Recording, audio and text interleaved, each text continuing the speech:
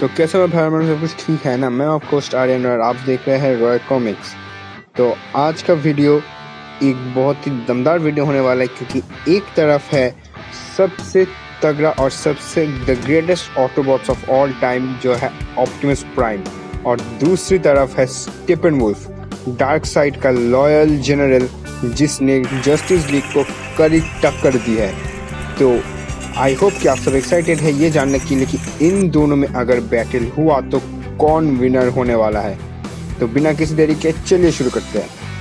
तो इस बैटल को मैं 3 राउंड में डिवाइड करने वाला हूँ। जो मेरे चैनल को पहले से देखते हैं उन्हें पता ही होगा। तो सबसे पहला राउंड होने वाला है कि लीडरशिप क्वालिटीज़। हम सभी को पता है कि ऑप्टिमस प्राइम ऑटोबॉट्स का लीडर है और स्टेपनवुल्फ पूरे डार्क साइड के आर्मी का जनरल है। तो इन दोनों में ही लीडरशिप क्वालिटीज़ होने चाहिए, पर किस में ज़्यादा बेटर है यही डिसाइड करेगा इस राउंड का विनर। तो सेकेंड राउंड पर होगा कि कौन अपने वेपन को ज़्यादा अच्छे से यूज़ कर सकता है।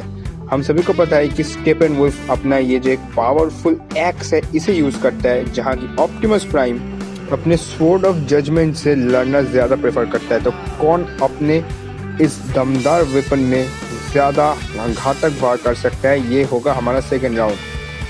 और थर्ड राउंड होने वाला है इन दोनों के एबिलिटीज़ के ऊपर। तो किसका एबिलिटीज़ का पल्ला ज़्यादा भारी है उसी पर थर्ड राउंड बेस्ड है। तो पहला पॉइंट यानी कि कौन बेटर लीडर है, इसमें सबसे पहले बात करते हैं ऑप्टिमस प्राइम की। ऑप्टिमस प्राइम का जो सबसे मेन एक पॉजिटिव पॉइंट होगा वो हो ऑप्टिमस प्राइम का एक्सपीरियंस। ऑप्टिमस प्राइम सैकड़ों सालों से ऑटोबॉट्स को डिसेप्टिकॉन्स के वॉर के अगेंस्ट लीड कर रहा है, और यही एक्सपीरियंस उसे एक बहुत ही अच्छा अपर हैंड दे सकता है, क्योंकि वो हर एक मोरलेस हर एक टाइप के वॉर टैक्टिक्स से वाकिफ़ है। और दूसरी अगर हम पॉजिटिव बात करें तो वो बहुत ही जाबाज है, और वो कि सामने कोई भी कितना भी दमदार क्यों ना हो वो पीछे हटने वाला नहीं है। तो इसका मतलब ये नहीं है कि वो बिना सोचे समझे ही लड़ाई में कूद जाता है, उसे पता है कि फॉल बैक कब करना है। और तीसरी अगर मैं बात करूँ तो वो अपने हर एक टीम मेंबर को इक्वली रिस्पेक्ट देता है। वो लीडर है, इसका मतलब ये नहीं कि वो सिर्फ रिस्पेक्ट लेता है और दूसरों को नीची नज़र से देखता है। वो हर एक को इक्वली रिस्पेक्ट देता है, जिसे जो उसे एक अच्छा लीडर बनाता है। वो और वो अपने मिस्टेक्स को बहुत ही काइंडली सुनता है और उन्हें ठीक भी करता है। वो ऐसा नहीं है कि बहुत एरोगेंट है। और फाइनली वो सेल्फ सेक्रीफाइसिंग है, यानी कि हर एक लीडर अपने टीम को हमेशा लीड करना चाहिए किसी भी मिशन में, और वो हमेशा अपनी टीम की जगह खुद को सेक्रीफाइस करने के लिए तैयार रहता है, जो एक ट्रू लीडर का सिंबल है। तो अब आते हैं स्टेपनवुल्फ पर। तो स्टेपनवुल्फ में भी बहुत सी दमदार क्वालिटीज़ है एज अ लीडर। तो स्टेपनवुल्फ अभी तक 1,50,000 वर्ल्ड्स को कॉन्कर कर चुका है। यस, अगर आपने स्टार कट देखा होगा तो आपको पता होगा कि उसे ये टास्क मिला था ताकि वो डार्क साइड का फिर से कॉन्फिडेंस रीगेन कर सके। और 1,50,000 वर्ल्ड बहुत ज़्यादा होता है बॉस। मतलब ये एक बहुत ही एक्सट्रीम लीडर क्वालिटी होना चाहिए किसी के अंदर इतने सारे वर्ल्ड्स को कॉन्कर करने के लिए। पर यहीं पर ऑप्टिमस प्राइम के साथ उसका कुछ डिफरेंस भी आ जाता है। सबसे पहली बात, वो टीम वर्क से ज़्यादा लोन वर्क ज़्यादा करता है। I mean, ये उसका भी गलती नहीं है, क्योंकि देखो उसके जो टीम मेंबर्स है वो पैराडिमंस है और ऑप्टिमस प्राइम है ऑटोबॉट्स। तो ऑटोबॉट्स में हर कोई कुछ ना कुछ कंट्रीब्यूट करता है, पर पैराडिमंस में हमें ऐसा कुछ देखने को नहीं मिलता। तो जो मेन कैरेक्टर होगा, जो ऑडियंस को इंटरेस्ट देगा, वो स्टेपनवुल्फ ही है। तो ये उसका भी कोई वैसा फॉल्ट नहीं है, पर वो एक लोनर है, यानी कि वो हमेशा वन मैन आर्मी की जगह ही काम करता है, जबकि उसका जो एक्चुअल टीम है पैराडिमंस का वो अब साइड सप्लीमेंट्री काम करते हैं, यानी कि उसे हेल्प करता है। और स्टेपनवुल्फ भी बहुत ही ज़्यादा ब्रेव है, पर जैसे कि मैंने बताया कि ऑप्टिमस प्राइम को पता है कि कहाँ पर फॉल बैक करना है। पर स्टेपनवुल्फ ने, स्पॉइलर अलर्ट अगर आपने अभी तक स्नाइडर कट नहीं देखा तो, कि उसे पता था कि वो सुपरमैन के सामने नहीं टिक सकता, पर फिर भी ये I respect his bravery, but ये किसी तरह फुलिशनेस भी हो सकता है। आई मीन ये लिटरली उसे पता था, उसे फॉल बैक करना चाहिए था उस समय, और फिर उसे कुछ दिन बाद अटैक करना चाहिए था एक बहुत ही तगड़ा प्लान के साथ।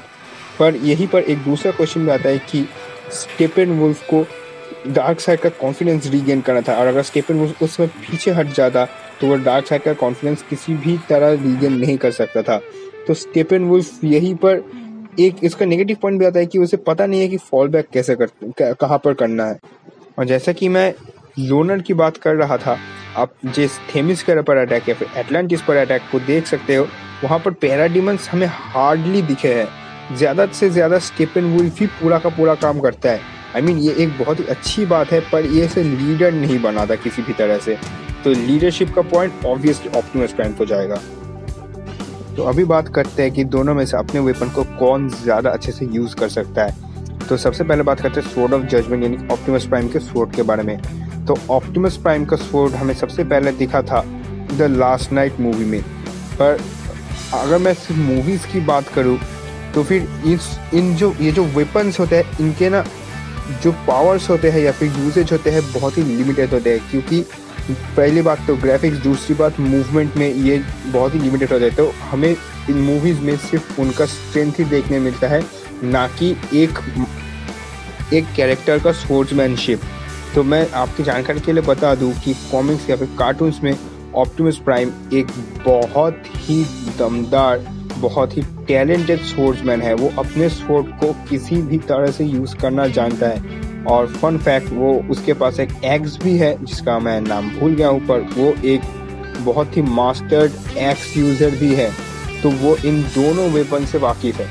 अब अगर आते हैं स्टेपेनवुल्फ पर, तो कंपैरेटिवली ऑप्टिमस प्राइम की जगह हमें स्टेपेनवुल्फ के जो एक्स मूवमेंट्स थे या फिर उसका जो वेपन यूजेस था वो बहुत ही क्लियरली देखने को मिला था। और ये दावे के साथ मैं कह सकता हूँ कि स्टेपेनवुल्फ ने बहुत ही कड़ी प्रैक्टिस की है अपने वेपन को लेकर, और उसका वेपन अगर आप देखेंगे तो वो एक बहुत ही चार्ज्ड अप और बहुत ही पावर पैक्ड वेपन है। तो ये उसे एक बहुत ही अच्छा प्लस पॉइंट भी देता है। तो ये राउंड टाई होने वाला है फॉर श्योर। तो अब है थर्ड राउंड, जो कि है पावर्स और एबिलिटीज़। तो सबसे पहले हम एबिलिटीज़ की बात करें तो सबसे पहले लेते हैं स्टेपेनवुल्फ को।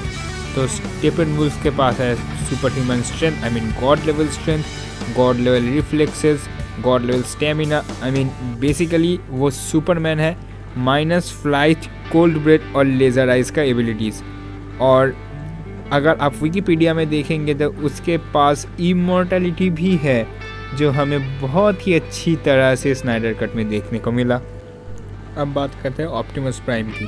तो ऑप्टिमस प्राइम का पावर भी बिल्कुल सेम है, बस इससे थोड़ा ज़्यादा है। जैसे कि वो अपने हाथ को लेज़र गन्स में कन्वर्ट कर सकता है, और वो अपने आप को, आपसे को पता ही होगा कि वो बेसिकली वो ट्रांसफॉर्मर्स है, तो वो खुद को किसी भी व्हीकल में जिसको वो स्कैन करेगा उसमें कन्वर्ट कर सकता है। तो बेसिकली ये एक अच्छा पावर है, पर ये कुछ ज़्यादा काम में नहीं आता। आई मीन वो खुद को ट्रांसफॉर्म कर सकता है, पर किस लिए? वो थोड़ी दूर जा सकता है एक लॉन्ग डिस्टेंस अटैक के लिए। वो डिसेप्टिकॉन्स की तरह, वो डिसेप्टिकॉन्स के पास एक एडवांटेज है कि वो एयर बेस्ड अटैक कर सकता है। पर हमें Transformers, the Age of Extinction, Dark of the Moon और ट्रांसफॉर्मर्स प्राइम के 20 थंडर्स के एपिसोड में भी दिखा था कि ऑप्टिमस प्राइम उड़ सकता है, पर अपने व्हीकुलर फॉर्म में नहीं, अपने प्राइम फॉर्म में ही। तो ये एक एडिशनल एडवांटेज है ऑप्टिमस प्राइम के साइड में कि उसके पास super human durability, super human strength और सुपर ह्यूमन रिफ्लेक्सेस तो है ही, पर वो अपने किसी भी पार्ट को वेपन पर कन्वर्ट कर सकता है, और यहाँ तक कि वो फ्लाई भी कर सकता है। तो इस राउंड में क्लियरली विनर है ऑप्टिमस प्राइम, और फाइनल स्कोर आके गिरता है ऑप्टिमस प्राइम 3, स्टेपेनवुल्फ 1। तो ऑप्टिमस प्राइम है विनर। तो आपको अगर आज का वीडियो अच्छा लगा है तो एक लाइक तो दबा देना और सब्सक्राइब भी कर देना। और अगर आपको लगता है कि स्टेपेनवुल्फ को जीतना चाहिए तो कमेंट्स में ज़रूर लिखें, और मुझे ये क्यों होना चाहिए ये ज़रूर बताएं। और आज के लिए बस इतना ही, अगली बार मिलते हैं, तब तक के लिए पीस।